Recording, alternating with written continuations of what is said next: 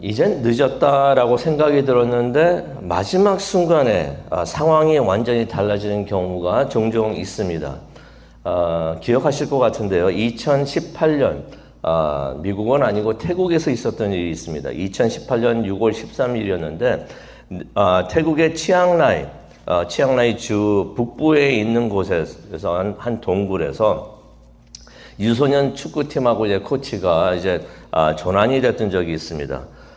축구 훈련을 마치고 관광을 갔어요. 아이들하고 코치들이 이제 관광을 갔는데 어디 관광을 갔냐면 거기에 동굴이 있는데 그 동굴에 들어갔었습니다. 근데 그때 비가 온다고 했는데 동굴에 들어갔던 것이에요. 폭우로 인해 가지고 물이 막 올라오니까 그 동굴에 들어갔던 아이들이 그 동굴 안에서 고립이 됐던 것입니다. 근데 이 동굴 구조가 굉장히 복잡하게 돼 있고 위험하게 돼 있고 그래가지고 또 홍수로 물이 막 올라오게 되니까 그 구조하는 것이 이제 지연이 됐던 것입니다. 거의 2주가 지났는데도 구조를 못 합니다. 그런데 이제 설상가상으로 더 큰 비가 온다는 예보가 있어가지고 사람들이 얘네들 다 죽었다라고 해서 이제 많은 사람들이 이제 포기를 했던 것입니다. 하지만은 이제 몇 명이 포기하지 않고 위험하지만은 한 가지 방법을 쓰는데요. 어떤 방법을 쓰냐면은 아이들을 마취를 시킵니다. 마취를 시키고 몸을 묶어가지고 산소통을 그 아이들의 그 코하고 입에 연결을 시켜가지고 물 속으로 잠수하게 하는 식으로 해가지고 아이들을 이제 구조하게 되는데 방법이 없었어요. 그 방법밖에. 2주 만에, 그래가지고 약 2주 만에 그 아이들이 구조됐던 상황이 있습니다. 이게 참 좋은 일이죠. 좋은 일이고 참 안타까웠던 일이지만은 구조를 받았으니 참 좋은 일입니다. 하지만 그 구조하는 과정에서 온 세계에서 많은 사람들이 도움을 청하러 오고 막 도우려고 했었는데 잘 이루어지지 않고 그러면서 이제 한 명 구조하는 네이비 세일 같은 분이 그 구조하다가 이제 사망하는 일도 있었다는 일을 우리가 기억을 합니다. 그런데 그런 생각이 들었어요. 다른 사람은 몰라도 그 동굴에 그 아이들은 다시는 비 올 때 들어가지 않겠구나 하는 생각이 들어요. 그런 일이 있을 때 그런 일을 통해서 깨닫게 되죠. 이사야서 29장을 보게 되면은 그런 말씀이 있습니다. 희망을 잃고서 절망하던 예루살렘이 극적으로 구원을 받습니다. 하나님께서 그렇게 구조를 해 주시는 것이에요. 근데 그렇게 위험할 때 구조를 해 주실 때 거기에는 큰 뜻이 있다 하는 것을 우리가 보게 되는데 그 내용을 한번 보고 기도하는 시간 갖도록 하겠습니다. 이사야서 29장은 예루살렘에 대한 심판의 이야기가 됩니다. 그래서 1절을 보게 되면은 슬프다 아리엘이여라고 말씀이 나옵니다. 아리엘 했는데 아리엘이 누구인가? 8절을 보게 되니까 시온이라는 것을 우리가 알 수가 있어요.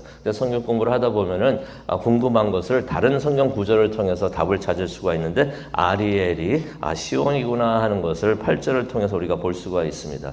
시온이라는 것은 다시 말해서 예루살렘을 말하고 있는 거죠. 예루살렘은 다시 말해서 남유다 왕국을 말하고 있는 것입니다. 다시 말해서 남유다 이스라엘 사람들, 유다 사람들 왜 슬퍼해야 되는가?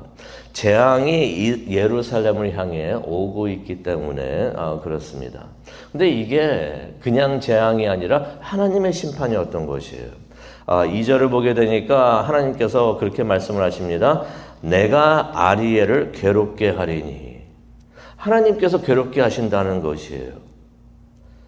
재앙이 그냥 재앙이 아니고 하나님께서 하시는 것이라는 것입니다. 하나님께서 하시니까 이게 그냥 재앙이 아니라 심판이구나 하는 것을 우리가 깨닫게 됩니다. 어떻게 괴롭게 하시는가? 3절에 나옵니다. 내가 너를 사면으로 둘러 진을 치고 에워싸며 너를 공격하겠다라고 말씀을 하십니다. 앞으로 아수르가 공격해 들어오는데 그렇게 남유다를 공격하게 될 것이라고 하나님께서 말씀을 해 주시는 것이에요. 근데 아수르가 할 터인데 그게 하나님께서 말씀하십니다. 아수르가 아니고 내가 하는 것이다. 하나님이 하시는 일이다 라고서 말씀을 해 주시는 것이에요. 왜? 이유가 왜 그럴까요? 4절에 나옵니다. 남유다를 낮아지게 하기 위함이다라고 말씀을 해 주십니다. 낮아지게 하기 위함이라는 것은 겸손하게 하기 위함이다라고 말씀을 해 주시는 것이에요. 그렇게 수치스러운 일을 당하게 함으로써 겸손하게 될 수 있도록 하나님께서 그렇게 깨달음을 주시고 또 겸손하게 만들 수 있도록 하나님이 그렇게 해주신다는 것입니다. 북이스라엘도 그랬었죠. 북이스라엘도 그렇게 낮아졌는데 완전히 멸망한 것을 우리가 알고 있습니다. 그런데 하나님께서는 남유다를 그렇게 멸망시키지는 않으신다고 하십니다. 재앙은 심한 재앙을 만나지만은 멸망은 피하게 해주신다고 말씀을 해주십니다. 남유다가 아수르의 침략을 받아도 멸망하지는 않게 될 것인 것을 하나님께서 알려주시는 것이에요.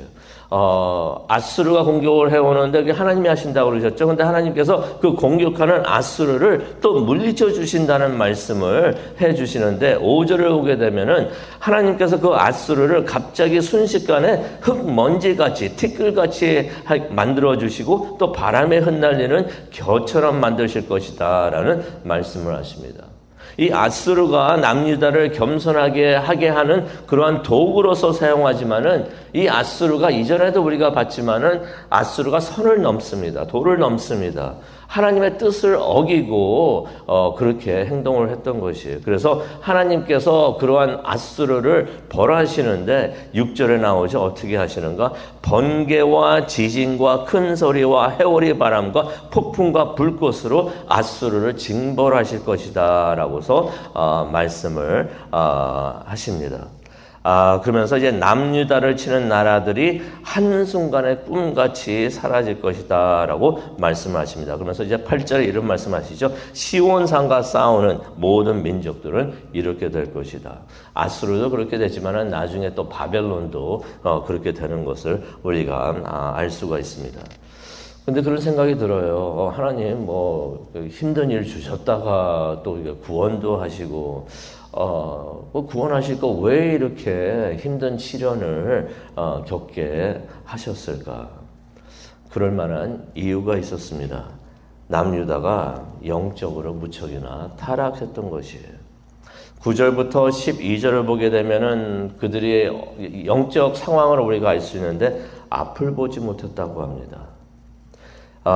눈이 가려 있어가지고 앞을 보지를 못합니다. 포도주를 마시지 않은데도 취해 있습니다. 술에 취하지 않았는데도 비틀거리고 있는 것이에요. 11절을 보게 되니까 하나님의 말씀과 계시가 있는데 책이 있으면 책을 펴서 읽어야죠.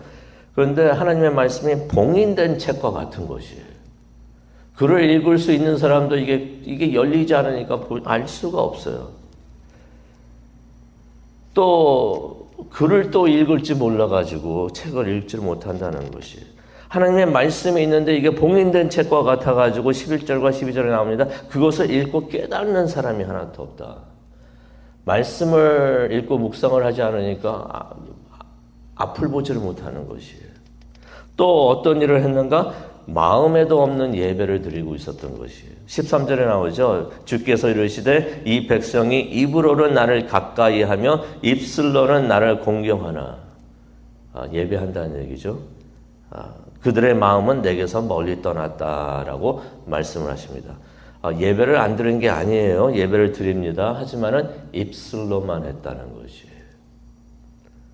입으로만 하고 그들의 마음은 예배에 있지 않았다. 하나님께서 13절에 그런 말씀하시죠. 그들이 나를 경외하면 예배하면 사람의 계명으로 가르침을 받았을 뿐이다. 무슨 말이냐면요. 그냥 관습대로 예배를 하긴 했는데 그냥 관습대로 습관대로 나를 예배한다라고 말씀하시는 것이죠. 아무 생각 없이 그냥 하던 거니까 습관적으로 예배를 했다는 것이에요. 예배의 목적이 무엇이고 어떤 의미가 있는지 생각하지 않고 그냥 형식적으로만 하나님을 예배했다는 것, 마음이 없었다는 것이에요. 근데 하나님은 겉을 보시는 분이 아니시고 마음을 보시는 분이신데, 아이고, 하나님이 그러한 마음을 보셨기 때문에 기뻐하지 않으셨던 것입니다. 예수님께서도 이 말씀을 인용을 하시죠. 마태복음 7장에 그 말씀이 나오는데 이런 행동을 하는 사람들, 이게 바리새인들 같다라고서 그렇게 말씀하시고 가르쳐 주시는 것을 우리가 기억을 합니다.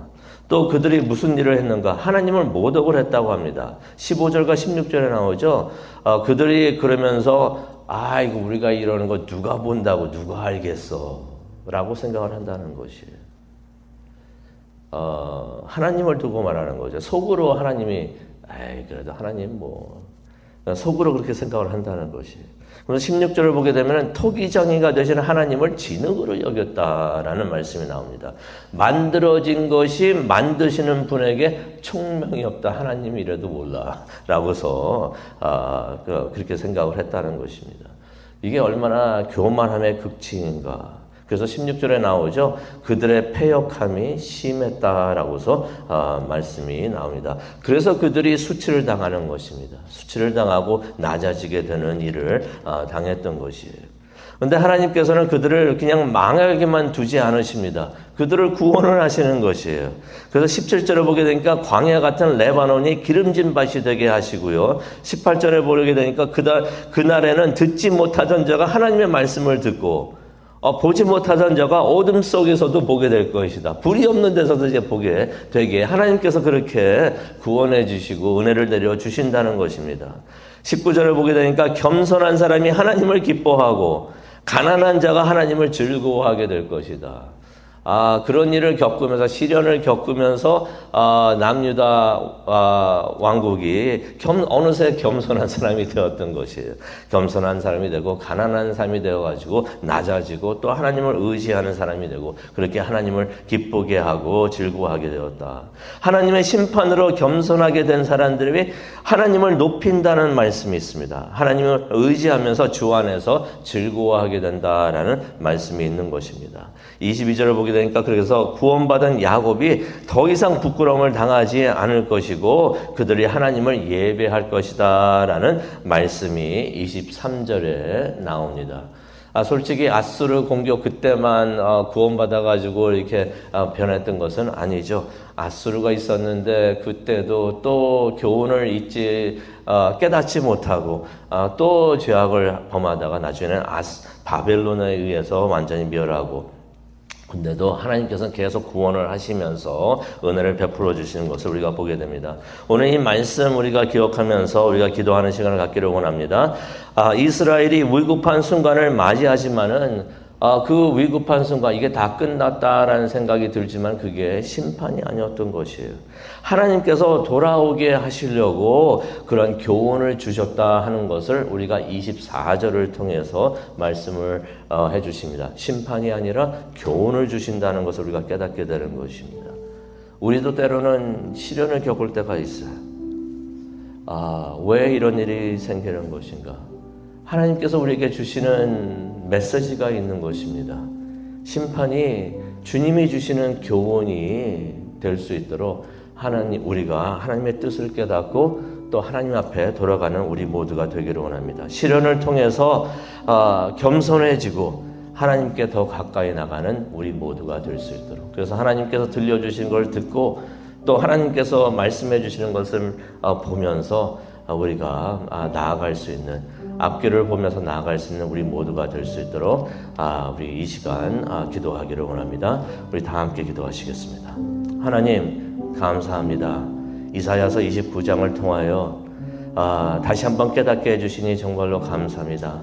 하나님께서 말씀을 주시는데 듣지 못하고 또 하나님께서 말씀을 열어주시는데 보지 못하고 그러다 보면은 큰 잘못을 하고 또 어려운 상황에 들어가게 되는 것을 우리가 깨닫게 됩니다.